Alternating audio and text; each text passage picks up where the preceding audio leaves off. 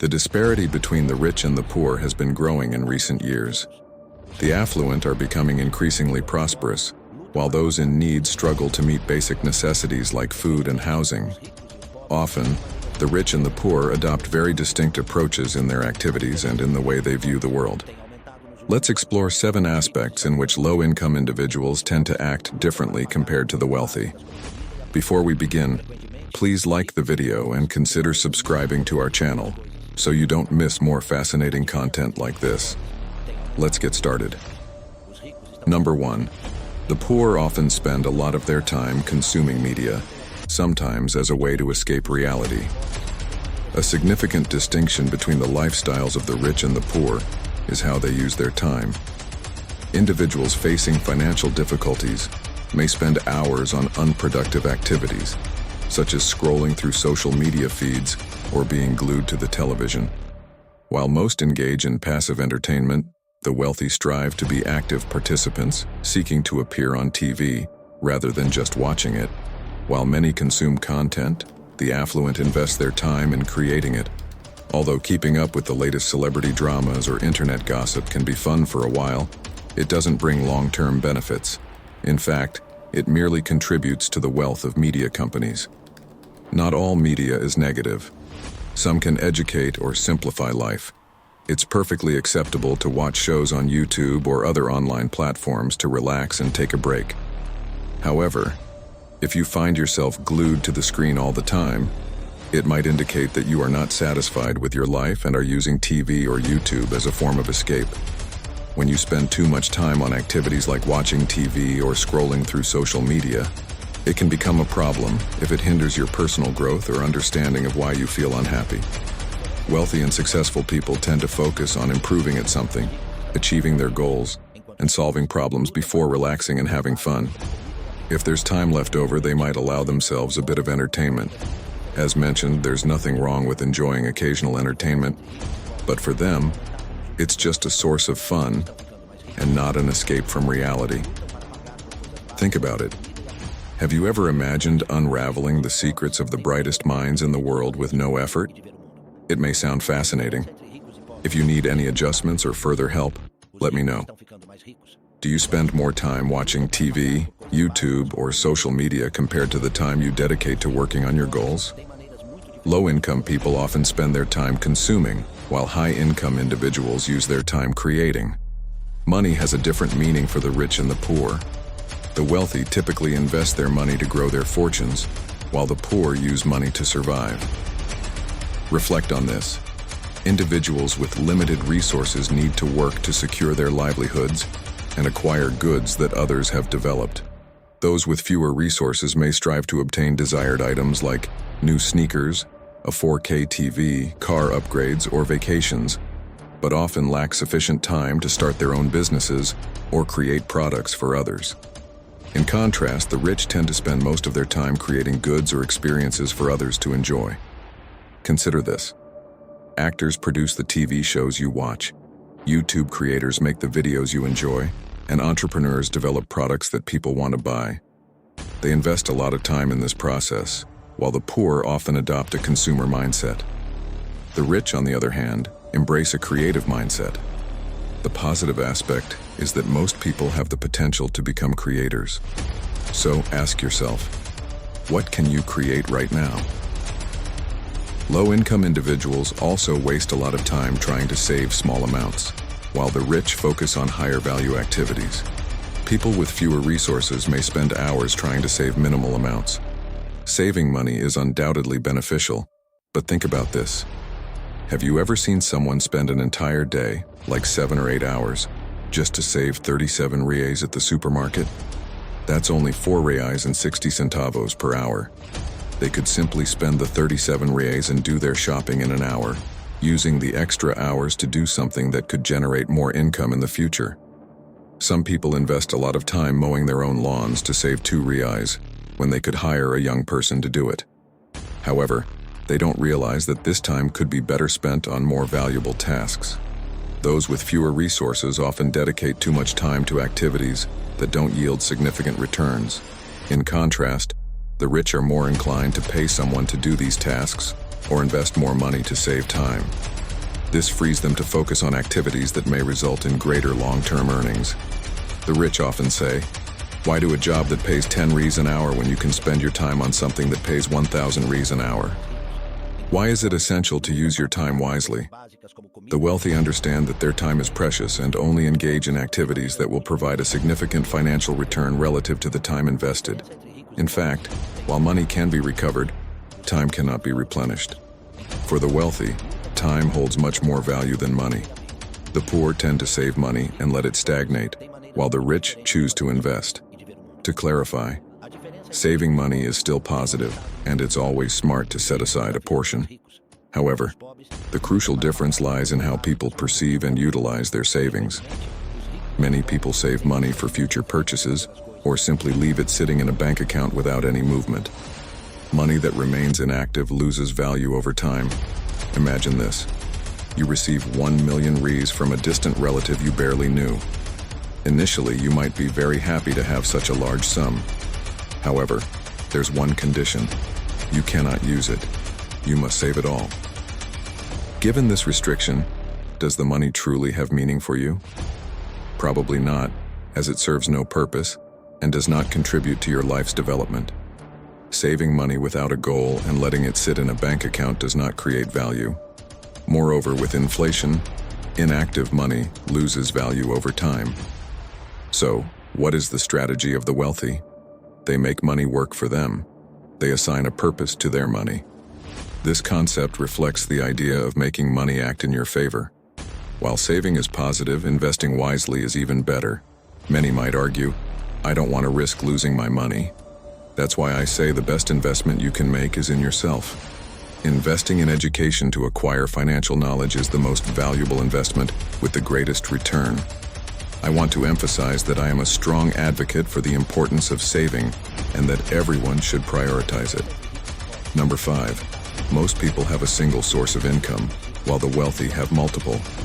Most people rely on a single source of income, usually from their job, while the wealthy have multiple income streams. This difference between the rich and the poor is striking. Most people are intensely worried about losing their job, as that is where all their money comes from. They feel fear because if they lose their job, they will have no more income coming in. However, by cultivating multiple income sources, people can reduce that stress. If one way of earning money fails, having other alternatives means you can still continue to receive income. This helps you face tough times and recover financially more easily. Consequently, this variety of income sources can help you relax more regarding financial issues. So, what actions can you take to cultivate additional income sources? Number 6. The poor use credit to acquire goods, while the rich use it to leverage large assets. One thing that people rarely consider is how the rich and the poor use credit in distinct ways. The poor often fear credit cards because they worry about going into debt. On the other hand, the rich actively seek more credit, viewing it as a leverage tool. The poor might use credit cards to buy unnecessary things, even if they can't afford to pay them off. The rich, in turn, use credit cards or special loans to acquire and leverage large assets. For example, they might buy a property with a down payment of $20,000 and finance the other 90%. This way, they leverage a $300,000 asset by initially investing only $20,000. This practice underpins the concept of using other people's money. Number 5. Most people plan to retire at 65, while the rich aim to be financially independent as quickly as possible. Poor people may dream of the day they retire, but the rich want to be financially self-sufficient, meaning they no longer need to work, and their money continues to grow. Many people envision working for 40 or 45 years in a stable job, and looking forward to a comfortable retirement at 65. Unfortunately, that dream doesn't always come true. The affluent, however, do not focus on retirement. Instead, they seek financial independence. Their goal is to accumulate enough assets to maintain their lifestyle without needing to work. In this way, they can enjoy an earlier retirement or dedicate their time to accumulating more assets. Have you ever reflected on the differences between rich and poor people when it comes to money? Often, it boils down to the rules they follow. Rich people adopt certain financial norms that the poor often do not know or apply. We will now discuss 5 essential rules that almost all rich and successful people use to achieve success, and how you can implement them in your life as well. Here we go. Number 1, don't apologize for wanting to be rich. Many of us have been taught to feel uncomfortable discussing money or aspiring for financial success. But honestly, what's wrong with wanting to achieve prosperity? If most people spend their lives accumulating money, what's the problem with wanting more of it? Wealthy individuals do not hide their desire to be successful and prosperous. They know exactly what they want and pursue it without feeling guilty. A significant distinction between the rich and the average person is how they view self-promotion and selling products. While many people feel insecure discussing themselves and what they have to offer, the rich and successful are comfortable presenting their ideas and marketing them. Consider having something extraordinary that could transform the world or improve people's lives, like a revolutionary invention, new technology, art, making others laugh, excelling at something, or having fascinating life stories. Each of us possesses skills and experiences with the potential to profoundly impact others. However, it is those who actively promote themselves, their ideas, and products who truly leave a mark. Reflect on this. You might be a talented artist, but without an audience to appreciate your creations, your art simply remains there, inspiring no one. Just like a guiding light, your life story or experiences can be a source of strength for others who are going through similar journeys. But if you keep them to yourself, they will be like hidden sources of motivation, waiting to be discovered. If you still have doubts about self-promotion, consider this. There are people who could genuinely benefit from your skills, stories, and ideas to create positive change in their lives. If you don't share what you have to offer, you will be missing the opportunity to help those who truly need your talents and ideas. Another important aspect is that wealthy people make decisions quickly and change them slowly. Have you ever experienced something like this? Imagine you're at a diner waiting in line, and it's taking a while to get to your turn. After waiting 10 minutes, the person in front of you still hasn't decided what to order. A big difference between truly successful people and most others is how they make choices. Typically, most people hesitate to think about their options and change their minds quickly. Essentially, many struggle with indecision and uncertainty, making it difficult to stick with a choice for long. On the other hand, wealthy and successful individuals often make decisions swiftly and confidently, maintaining those choices with determination. While many people have a myriad of ideas to make a difference in society, business, or personal projects, it is those who dare to decide and act who truly stand out. They often struggle to decide which projects to focus on, resulting in a lot of time wasted reflecting on this. Even when they finally choose a project, they quickly lose enthusiasm and start considering changing their minds again. In contrast, successful individuals quickly choose an alternative that seems suitable or simpler and persist until it works or until they need to make adjustments. You had a fantastic business idea or a new project and decided that this would be the one you would pursue. However, despite this decision, you haven't taken any action yet. You are still perfecting the implementation details, but months or even years have passed. You've read books, attended courses, and meticulously planned everything in your mind, but you still haven't started. See, most people get stuck in the planning phase. They get very excited about an idea, dive into research and planning, but end up feeling overwhelmed by all the options and information, and sadly, their idea never materializes. Many successful people act immediately, even if they don't feel completely ready. One lesson we can learn from them is that it's usually more advantageous to start and make adjustments along the way than to wait for a perfect plan. Think about it. If Steve Jobs had waited for everything to be perfect before launching the iPhone, we might not have it today. They launched the initial version of the iPhone, evaluated its performance, and then improved it with each new edition, always striving to enhance it.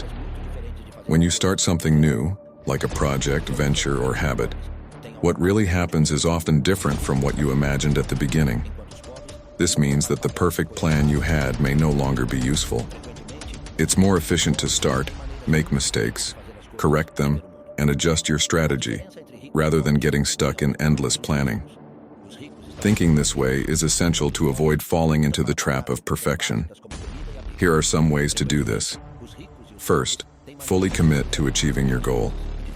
Stay focused on what you want to accomplish, but be willing to change how you will get there. Don't cling too tightly to following the plan exactly. Focus more on what you want to achieve in the end. Accept feedback to improve your process and drive your growth. Remember Reid Hoffman's advice. If you don't feel embarrassed by the first version of your product, you launched too late. So what can you do this week to start your next project? Take care of yourself first. One thing that all successful and wealthy people have in common is that their success and wealth stem from who they are as individuals. It's like the story of the goose that laid the golden eggs. If you don't take care of the hen, you won't have any more golden eggs. You build your own success, and if you don't take care of yourself, you'll end up drifting away from the lives and paths of successful people. Focus on nurturing 3 essential aspects of life. Physical well-being. Being healthy and fit is extremely important for everyone. Without good health, your effectiveness is affected.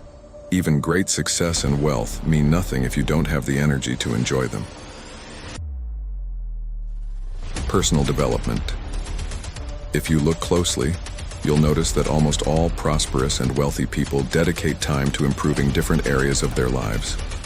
They are constantly learning new things that benefit them both at work and in their personal lives. They understand the importance of continually striving to become better versions of themselves. Emotional maturity. Although often neglected, emotional maturity is crucial. Great achievers are human, with emotions, insecurities, and vulnerabilities. They prioritize cultivating their mindset and emotional well-being. They know that self-confidence can be practiced, and that emotional well-being is essential for true success and happiness.